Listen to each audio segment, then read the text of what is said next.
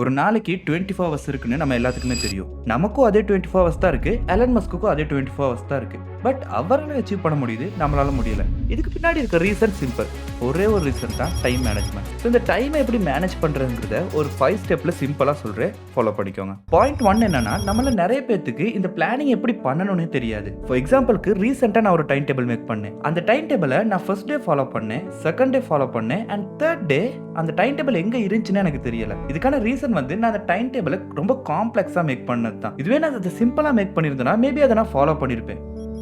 இந்த பிளானிங் எப்படி பண்ணணும்னு கேட்டா இதுக்காகவே 10 மினிட்ஸ் மெத்தட்னு ஒன்று இருக்கு. ஸோ அதை ஸ்டெப் பை ஸ்டெப்பா பார்க்கலாம். ஸ்டெப் நம்பர் 1 என்னன்னா பிரெயின் டம்ப். இந்த பிரெயின் டம்ப்ல நீங்க என்ன பண்ண போறீங்கன்னா, நாளைக்கு என்னென்ன பண்ண போறீங்க அப்படிங்கறத ஒரு லிஸ்ட் பண்ண போறீங்க. அதுல நாளைக்கு நீங்க பண்ண போற டாஸ்க் எல்லாத்தையுமே லிஸ்ட் பண்ணிருங்க. ஸ்டெப் 2ல நீங்க என்ன பண்ணணும்னா, நீங்க லிஸ்ட் பண்ணதுல இருந்து ஒரு 3 டாஸ்க் எடுங்க. அந்த 3 டாஸ்க் தான் உங்க மெயின் கோலா இருக்கணும். ஸோ ஸ்டெப் 3ல நீங்க என்ன பண்ணணும்னா, டைம் அசைன் பண்ணணும். இப்போ நீங்கள் நாளைக்கு 3 டாஸ்க் அசைன் பண்ணி வச்சுருக்கீங்கன்னா அதில் first task 9 to 10, second task 10 to 11, third task evening 5 to 6. இந்த மாதிரி நீங்கள் அசைன் பண்ணும்போது அந்த 3 டாஸ்க்கையுமே கண்டிப்பாக முடிச்சிருவீங்க. பாயிண்ட் நம்பர் 3 என்னன்னா, டைம் வேஸ்டர்ஸ். நீங்கள் தூங்குறதுக்கு ஒரு 5 மினிட்ஸ் ஸ்பெண்ட் பண்ணலாம்னு நினைப்பீங்க, பட் ஆல்மோஸ்ட் 20 மினிட்ஸ் ஆயிரும். அதே மாதிரி ரீல்ஸ் பார்க்கலாம்னு நினைப்பீங்க, அதுக்கு ஒரு 1 ஹவர் ஸ்பெண்ட் பண்ணுவீங்க. ஸோ இதைத்தான் ஃபேக் ப்ரொடக்டிவிட்டின்னு சொல்கிறாங்க. நீங்கள் ப்ரொடக்டிவாக இருக்கீங்கன்னு நினைப்பீங்க, but actually it's not true. நீங்கள் ப்ரொடக்டிவாகவே இருக்க மாட்டீங்க. உங்கள் பிரெயினுக்கு நீங்கள் அடிஷ்னலாக ஒர்க் லோட் மட்டும் தான் கொடுக்குறீங்க. பாயிண்ட் நம்பர் 4 என்னன்னா, மார்னிங் ரூட்டீன்ஸ்.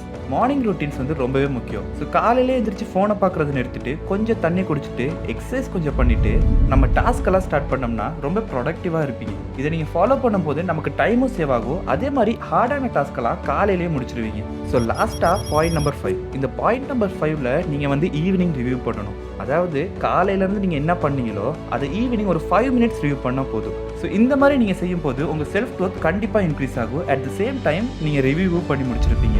மோஸ்ட்லி இந்த 10 மினிட்ஸ் ரூலை ஃபாலோ பண்ணி தான் நிறைய பேர் சக்ஸஸ் அச்சீவ் பண்ணிக்கிட்டு இருக்காங்க. ஸோ நீங்கள் என்ன பண்ணணும்னா, இன்றைக்கி நீங்கள் என்ன பண்ணீங்க அப்படிங்கிறத ஒரு 5 மினிட்ஸ் ரிவ்யூ பண்ணிட்டு நாளைக்கு என்ன பண்ண போகிறீங்க அப்படிங்கிறதுக்காக ஒரு 10 மினிட்ஸ் ஸ்பெண்ட் பண்ணுங்கள். அண்ட் ட்ரஸ்ட் மீ, நீங்கள் லிஸ்ட் பண்ணதில் கண்டிப்பாக எல்லா டாஸ்க்கையும் முடிச்சிருப்பீங்க. ஸோ இந்த வீடியோ பிடிச்சிருந்தா மறக்காமல் கமெண்ட்டில் சொல்லிட்டு சப்ஸ்கிரைப் பண்ணிக்கோங்க.